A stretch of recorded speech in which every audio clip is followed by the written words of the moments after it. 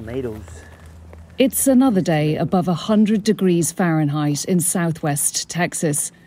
Ralph Loya and his wife Marty have been farming this land for years, but things are getting harder.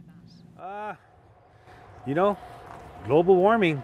We're getting a lot less water up north where we get our irrigation water, our river water from. We had one good rainstorm here this year so far, and that's it. We used to have, at least half a dozen good storms. It's just not happening anymore. The same rivers flow through the United States and Mexico. The two countries signed a treaty back in 1944 to share water, but Mexico has fallen behind on its deliveries, angering some farmers and politicians in Texas. Mexico says they don't have the water to give us. I've actually commissioned studies by drones to fly over their water sources, and it looks like to me they got lots of water impounded.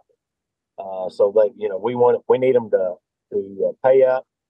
Our two United States senators are drafting legislation to put sanctions against Mexico and force them. We don't like to do that. We don't want to force anybody. We want them to do it because it's the right thing and it's what they said they would do. It's hard to believe that where I'm walking now, the Rio Grande, one of the biggest rivers in the Americas, used to flow. But after decades of development and drought and increasingly excessive heat, this is what it looks like.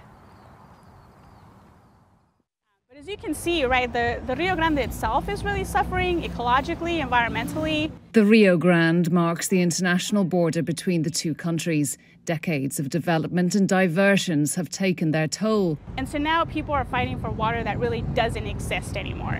Also, given the mistrust between the two, any type of conservation strategy that Mexico might want to employ in order to secure the water rights of its own citizens might be viewed in a very negative light by Texas farmers that also need that water. So it's an area where really no side is winning.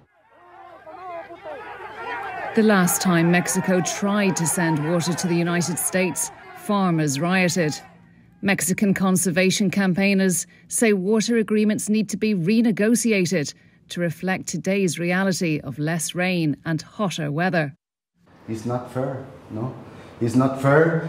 I think Mexico government need to push or to pressure U.S. government. Some people right now are talking about next war between not just Mexico with United States, in more countries. It's going to be for water.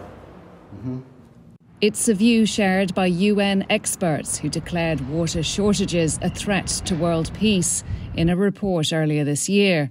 Here, relations between the US and Mexico are already strained over migration and drug trafficking, and now a water war is brewing. Yvonne Moriarty News at the US-Mexico border.